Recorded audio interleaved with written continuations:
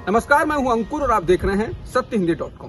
सत्य हिंदी का Android app भी आ चुका है, जिसको आप डाउनलोड करने के लिए इस डिस्क्रिप्शन में जा सकते हैं और वहां से आप उस लिंक पर क्लिक करके ऐप को डाउनलोड कर सकते हैं। इसके अलावा इस ऐप को आप गूगल प्ले स्टोर से भी डाउनलोड कर सकते हैं। अब एक नजर डाल लेते हैं अब तक की सुर्खियों पर। पीएम मोदी और उद्धव ठाकरे की मुलाकात के बाद कई तरह की अटकलें लगाई जाने लगी थीं, लेकिन अब शिवसेना ने बीजेपी पर जमकर हमला बोला है। शिवसेना ने कहा कि महाराष्ट्र सरकार अभी कुरुक्षेत्र के मध्य खड़ी है। वो कोरोना, आर्थिक संकट, बेरोजगारी, प्राकृतिक आपदा का सामना तो कर ही रही है, उस पर एक और ईडी या सीबीआई का सुल्तानी संकट टूट पड़ा है। ऐसा मानकर मुकाबला करना ही उचित है। शिवसेना ने अपने मुखपत्र में कहा है कि ममता बनर्जी ने इस सुल्तान शाही से इसी तरीके से लड़कर जीत हासिल की। महाराष्ट्र को भी वही रास्ता अपनाना जरूरी है। शिवसेना ने अपने मुखपत्र सामना में लिखा है कि मुख्यमंत्री का आत्मविश्वास भी पिछले कई दिनों से बढ़ा हुआ है और कांग्रेस के संदर्भ में क्या कहें, उनके प्रमुख नेताओं की अवस्था आत्मविश्वास के मामले में चारों उंगलियां शुद्ध घी में डूबी हुई जैसी हैं। तीनों पार्टियों की महाविकास अघाड़ी सरकार श्री कृष्ण के रथ की तरह कुरुक्षेत्र में सभी बाण और हमले झेलते हुए विरोधियों से लड़ रही है। शिवसेना ने बीजेपी पर हमला करते हुए कहा कि महाराष्ट्र की सरकार तो कुरुक्षेत्र के मध्य में खड़ी है, लेकिन बीजेपी खुद को अभिमन्यु ना बनने दे, बस इतना ही।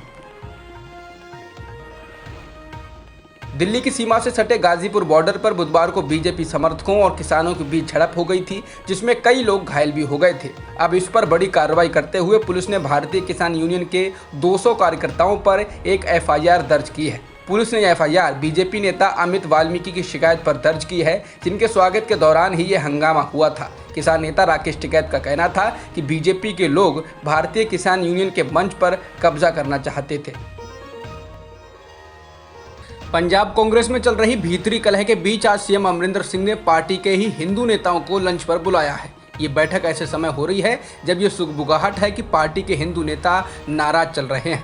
लंच मीटिंग के लिए आमंत्रित नेताओं में पार्टी सांसद मनीष तिवारी और 5 कैबिनेट मंत्री ब्रह्म मोहिंद्रा, ओपी सोनी, सुंदर श्याम अरोड़ा, विजय इंदर सिंगला और भारत भूषण आशु और विधायक राजकुमार वेरका शामिल हैं। इसके अलावा इस मीटिंग में कंडी क्षेत्र विकास बोर्ड के सदस्य अनीश सिदाना भी शामिल होंगे, जिन्होंने 2 दिन पहले ही इस दलील पर बोर्ड से इस्तीफा दे दिया था कि कांग्रेस राज्य में ओबीसी और हिंदुओं को उचित प्रतिनिधित्व देने में विफल रही है।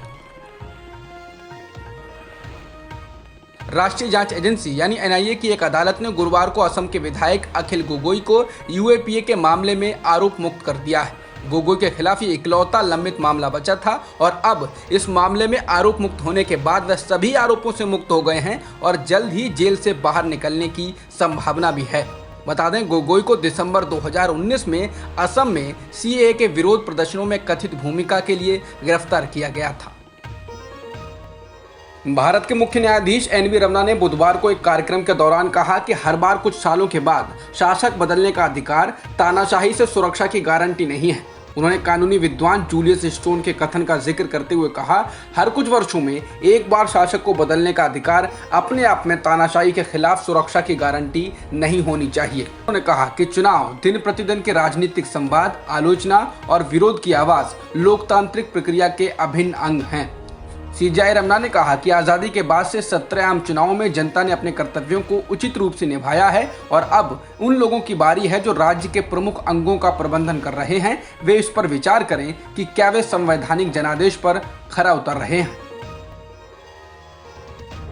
वर्चुअल मोड के माध्यम से justice PD Desai memorial trust के व्याख्यान में बोलते हुए भारत के मुख्य न्यायाधीश जस्टिस एनवी रमना ने न्यायपालिका की स्वतंत्रता पर कहा कि न्यायपालिका को प्रत्यक्ष या अप्रत्यक्ष रूप से विधायिका या कार्यपालिका द्वारा नियंत्रित नहीं किया जा सकता। अगर ऐसा होता है तो कानून का शासन एक दिखावा रह जाएगा। इसके साथ ही उन्होंने जजों को भी आगाह किया। उन्होंने कहा कि न्यायाधीशों को जनमत की भावनात्मक आवेश से भी प्रभावित नहीं होना चाहिए, जिसे सोशल मीडिया प्लेटफॉर्म के माध्यम से बढ़ाया जा रहा है। सीजेआई ने कहा कि न्यायाधीशों को इस तथ्य के प्रति सचेत रहना होगा कि इस प्रकार बढ़ा हुआ शोर जरूरी नहीं है ये बताए कि ये सही क्या है और बहुसंख्यक किस पर विश्वास करते हैं। दिल्ली हाईकोर्ट ने इस्लाम धर्म अपनाने वाली 29 वर्षीय महिला की सुरक्षा सुनिश्चित करने के लिए दिल्ली पुलिस को निर्देश जारी किया है। यूपी के शाहजहांपुर जिले की रहने वाली महिला का आरोप है कि जब से उसने धर्म परिवर्तन किया है तब से ही उसे उत्तर प्रदेश पुलिस, कुछ मीडिया संस्थान धमका रहे हैं और प्रताड़ित कर रहे हैं। इसके बाद न्यायमूर्ति सी हरिशंकर की अवकाश पीठ ने महिला के मामले को रोस्टर बेंच के समक्ष 5 जुलाई को सूचीबद्ध करने का निर्देश देते हुए पुलिस को निर्देश दिया कि जब तक नियमित पीठ इस मामले पर सुनवाई नहीं करती तब तक उसके जीवन और सुरक्षा की रक्षा के लिए पर्याप्त कदम उठाए जाएं। अपनी याचिका में महिला का कहना है कि उसने अपनी मर्जी से इस्लाम कबूल किया है, लेकिन 23 जून के बाद से उसको कुछ मीडिया से संबंधित लोगों के कॉल आने लगे और वो उसको खबर छापने की धमकी देने लगे। महिला का कहना है कि एक व्यक्ति ने तो उससे जबरन 20,000 रुपए भी ले लिए। गुजरात पुलिस द्वारा आतंकवाद के आरोपों में गिरफ्तार किए गए बशीर अहमद बाबा को अब अदालत ने 11 सालों के बाद बरी किया है। अदालत ने कहा कि अभियोजन पक्ष यूएपीए के तहत बशीर अहमद बाबा के खिलाफ आरोपों को साबित करने में विफल रहा है, जिसके बाद आखिरकार कंप्यूटर पेशेवर अहमद श्रीनगर में वापस घर लौटे। 19 जून को अदालत ने बचाव पक्ष के इस तर्क को बरकरार रखा कि अहमद कैंसर के बाद की देखभाल पर 4 दिवसीय शिविर में भाग लेने के लिए गुजरात का दौरा कर रहे थे, ताकि किमाया फाउंडेशन के माध्यम से वो घाटी में रोगियों को ऐसी सेवाएं दे सके। बता दें 43 वर्षीय अहमद को 13 मार्च 2010 को गिरफ्तार किया गया था। उन पर राज्य में एक आतंकवादी नेटवर्क स्थापित करने और 2002 के दंगों से नाराज मुस्लिम युवाओं को हिजबुल मुजाहिदीन में भर्ती कराने के आरोपों में गिरफ्तार किया गया था। जायडस कैडिला ने 3 चरणों के ट्रायल के बाद आपातकाल इस्तेमाल की मंजूरी के लिए आवेदन किया है। यदि इसे मंजूरी मिलती है तो ये भारत में 5वीं वैक्सीन होगी जिसका इस्तेमाल देश में किया जाएगा। भारत बायोटेक की कोवैक्सीन के बाद ये दूसरी वैक्सीन है जो पूरी तरह देश में ही विकसित की गई है। जायडस कैडिला की यह वैक्सीन 3 खुराकों वाली है और इसे लगाने के लिए सुई की जरूरत नहीं होगी। कंपनी ने कहा है ये दुनिया की पहली प्लाज्मिड डीएनए वैक्सीन है और दावा किया गया है कि ये बच्चों के लिए सुरक्षित है। अब यूरोप जाने वाले लोगों के लिए एक अच्छी खबर है, वो ये है कि यूरोपीय संघ के 7 देशों ने कोविशील्ड वैक्सीन लगवाने वालों के लिए आने की मान्यता दे दी है। मौजूदा समय में किसी भी देश की यात्रा के लिए वैक्सीन पासपोर्ट बेहद जरूरी है। ये 7 देश हैं: Austria, Germany, Slovenia, Greece, Iceland, Ireland, Spain और इसके अलावा स्विट्जरलैंड ने भी इसको मान्यता दे दी है।